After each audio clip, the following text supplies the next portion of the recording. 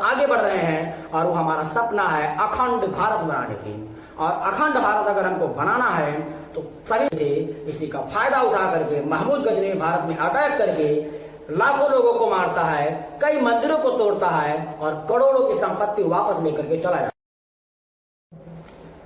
भारत जिसको 10,000 साल पुराना इतिहास रखने का गौरव प्राप्त है, वही भारत जो इंडस वैली सिविलाइजेशन के समय से अपने पहचान रखता है और उसके साथ साथ उस समय भारत में नेचर वर्शिप हुआ करता था। उस समय भारत में किसी प्रकार के कोई जाति और धर्म के आधार पर भेदभाव नहीं हुआ करता था। यही इंडस वैली सिविलाइजेशन आगे चल करके वैदिक पीरियड में ट्रांसफॉर्म होता है और यह वैदिक पीरियड एक ऐसा पीरियड था जिस समय भारत में किसी प्रकार के किसी जाति के आधार पर, किसी धर्म के आधार पर कोई भेदभाव नहीं हुआ करता था और यहाँ पर भी हमारे यहाँ पर नेचर वर्शिप ही हुआ करता था। परंतु आगे चल करके लेटर वैदिक पीरियड का समय आता है और उस समय हमारे भारत में कुछ कुरीतियां उत्पन्न होती हैं और उसी के साथ साथ भारत में 7 आइडियोलॉजी को समाहित करने वाले एक सनातन धर्म का निर्माण होता है, जिस सनातन धर्म को आज हम पालन करते हैं। वही सनातन धर्म बनता है और उस सनातन धर्म से कई महान बड़े राजा निकल करके आते हैं और वो महान बड़े राजा मगध, अंग, कोसाल जैसे क्षेत्रों में शासन कर रहे होते हैं। इस सनातन धर्म में जाति और धर्म के आधार पर भेदभाव बहुत ज्यादा बढ़ गया, जिसके कारण भारत में 300 से भी अधिक जो है कि नए रिलीजन निकल करके आए। इन 300 से भी अधिक नए रिलीजन में 2 महत्वपूर्ण रिलीजन थे और वो थे जैन और बौद्ध धर्म। इस जैन और बौद्ध धर्म का भारत में बोलबाला बढ़ा और भारत की बहुत बड़ी जनसंख्या उस समय जैन और बौद्ध धर्म को अपनाना शुरू कर दिया, क्योंकि इन दोनों धर्मों ने सभी प्रकार के जातियों और धर्मों को और सभी प्रकार के भाषा बोलने वाले लोगों को अपने में समाहित करने का प्रयास किया था और हर किसी को बराबरी का अधिकार दिया था। और उस समय भारत में एक शासक था, नंद वंश का शासक, जिसका नाम था धनानंद। उस धनानंद शासक के समय में एक शासक निकला था और उस शासक का नाम था सिकंदर। इस सिकंदर को राजा पुरु से कड़ी शिकस्त का सामना करना पड़ता है और कड़ी शिकस्त की सामना करने के बाद वह भारत में एंटर करता है। परंतु भारत में एंटर करने के बाद वह देखता है कि भारत में एक पहले से शासक शासन कर रहा है और वह शासक था धनानंद, जिसके पास में लाखों की संख्या में सैनिक, हजारों की संख्या में हाथी और घोड़े हुआ करते थे, जिसके दम पर वह भारत में अपना परचम लहरा रहा था। परंतु भारत में आने के बाद जब सिकंदर ने देखा तो सिकंदर को अपनी जो है कि औकात का पता चल गया और इसीलिए वह भारत को छोड़ करके अपने विश्व विजय के सपने को छोड़कर भारत से वापस चला गया। वह उस समय धनानंद से हार कर पीछे हटने का सबसे बड़ा कारण ही था और वो था धनानंद के द्वारा अपनाई गई पॉलिसी। और धनानंद की पॉलिसी थी कि धनानंद सभी जातियों, सभी धर्मों, सभी वर्गों को एक साथ लेकर के चलता था। वह सभी वर्गों से, सभी धर्मों से सभी लोगों को जो है कि अपने सैनिकों में शामिल किया करता था। इसीलिए आज उनकी सैनिक बहुत बड़ी सैनिक हुआ करती थी, जिस सैनिक से डर कर सिकंदर बिना लड़े वापस चला गया।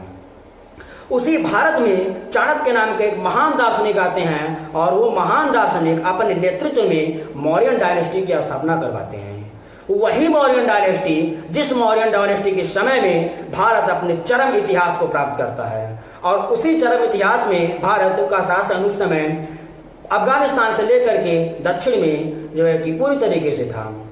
उस शासन को अशोक लंबे समय तक कंटिन्यू करता है, लेकिन अशोक के जाने के बाद यह शासन भारत में कमजोर पड़ जाता है और भारत में फिर से एक बार फॉरेन इन्वेजन होता है। इस इन्वेजन में थे शक डायनेस्टी के लोग, कुषाणा डायनेस्टी के लोग। ये लोग भारत पर अटैक करते हैं और भारत फिर से कई छोटे छोटे टुकड़ों में टूट जाता है।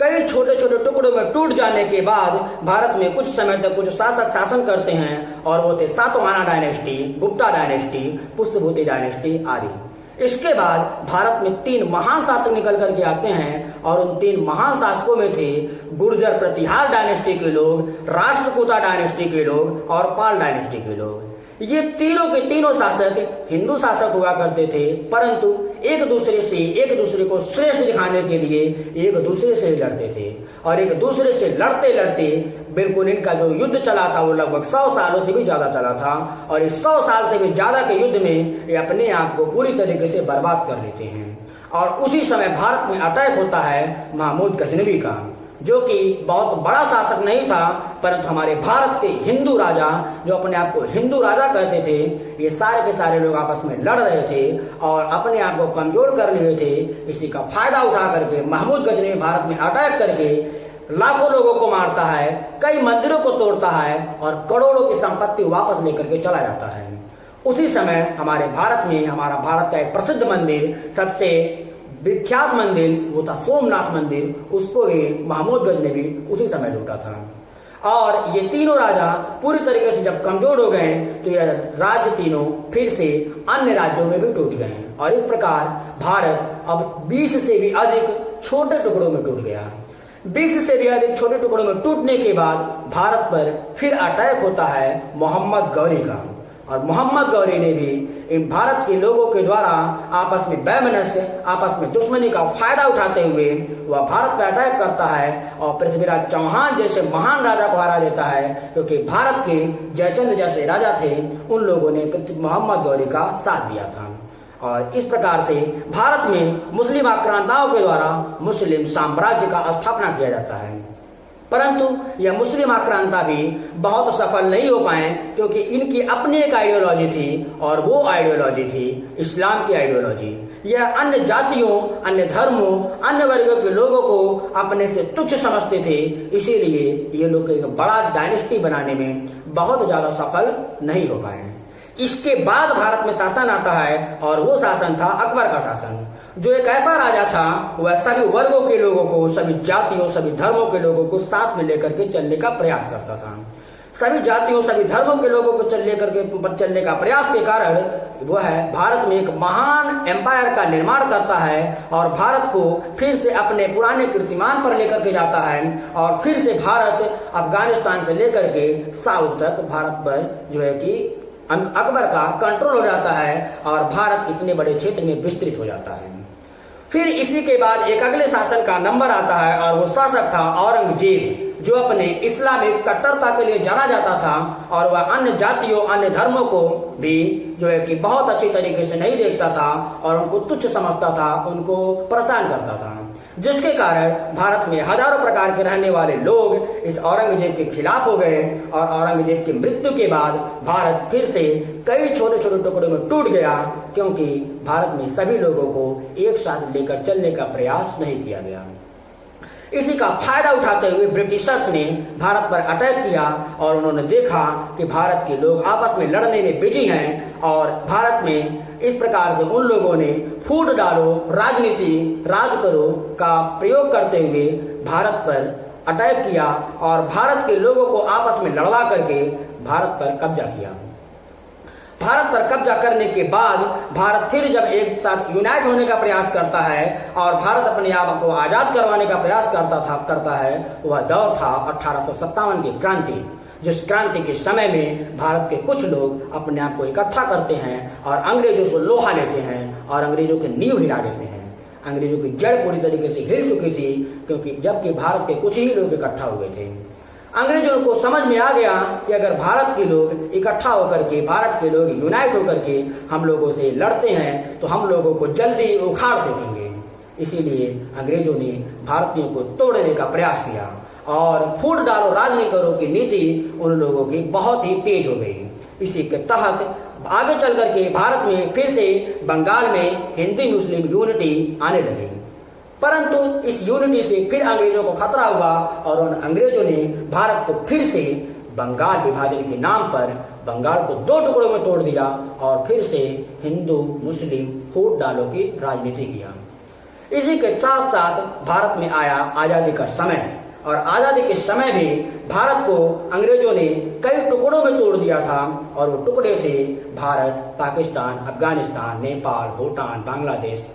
और म्यांमार जैसे देश। ये सारे के सारे देश भारत के से निकले हुए देश थे और भारत को तोड़ने के पीछे का सबसे बड़ा कारण इन लोगों का था, वो कारण था लॉन्ग टर्म कारण। लॉन्ग टर्म कारण का मतलब ये कि भारत अगर एक साथ रहता, भारत अगर इतना बड़ा क्षेत्र एक साथ रहता है तो भारत आगे चल करके इन यूरोपियों के लिए, इन अंग्रेजों के लिए, इन अमेरिकियों के लिए एक बड़ा खतरा बन करके सामने आएगा, क्योंकि यह अपने आप को सुपर पावर बनाने का विजन रखेगा। और अगर सुपर पावर बनाने का विजन रखेगा और इसकी इतनी बड़ी क्षेत्र है तो यह हम लोगों को आसानी से हरा सकता है। इसीलिए उन लोगों ने भारत को कई छोटे छोटे टुकड़ों में तोड़ दिया, कई छोटे छोटे टुकड़ों में तोड़ने में सफल रहे। परंतु हमारे भारत के एक महान नायक थे और वो थे सरदार वल्लभ भाई पटेल। और सरदार वल्लभ भाई पटेल ने भारत को और छोटे छोटे टुकड़ों में टूटने से बचा लिया और एक यूनाइट और श्रेष्ठ भारत का निर्माण किया और भारत के इतिहास को एक अच्छी पटकथा दी। परंतु आजादी के बाद भी जब भारत के हिंदू, मुस्लिम, सिख, ईसाई सभी एक साथ आते हैं और सभी एक साथ होकर यूनाइट होने का प्रयास करते हैं तो इन अमेरिकियों, इन यूरोपियों और चाइनीजों को भारत से खतरा होता है। क्योंकि अगर भारत फिर से एक साथ आने का प्रयास करता है तो फिर सुपर पावर की तरफ अपने विजन को और मजबूत करेगा और तेजी से आगे बढ़ेगा। इसको तोड़ने के लिए, इस यूनिटी को तोड़ने के लिए अंग्रेज लोग और यूरोपीय लोग अपने सोशल मीडिया का प्रयोग करते हैं और उस सोशल मीडिया के तहत भारत में अलग अलग प्रकार के भ्रामक न्यूज फैलाएंगे और उस न्यूज के तहत इस हिंदू, मुस्लिम, सिख, ईसाई सभी धर्मों के यूनिटी को तोड़ने का प्रयास करते हैं और तोड़ते भी हैं। इसी के साथ साथ हमारे भारत के कुछ राजनेता अपने राजनीतिक फायदे के लिए जाति और धर्म के नाम पर हमारे भारत के लोगों को बांटने का प्रयास करते हैं और भारत में जगह जगह पर हमको दंगे सुनने को मिलते हैं जिसमें सैकड़ों लोगों की जानें जाती हैं, करोड़ों की संपत्ति का नुकसान होता है। भारत जहां पर डाइवर्सिटी बहुत ही ज्यादा है, जहां पर हजारों प्रकार के लोग पाए जाते हैं, जिसके कुछ उदाहरण हैं जैसे जम्मू कश्मीर में बकरवाल, गढ़वाल जैसी जनजातियां पाई जाती हैं, तो पंजाब में पंजाब भाषा बोलने वाले लोग पाए जाते हैं। हमारे हरियाणा, दिल्ली, उत्तर प्रदेश, बिहार में हिंदी भाषा बोलने वाले लोग पाए जाते हैं। गुजरात में गुजराती भाषा बोलने वाले लोग पाए जाते हैं। महाराष्ट्र में मराठी भाषा बोलने वाले लोग पाए जाते हैं।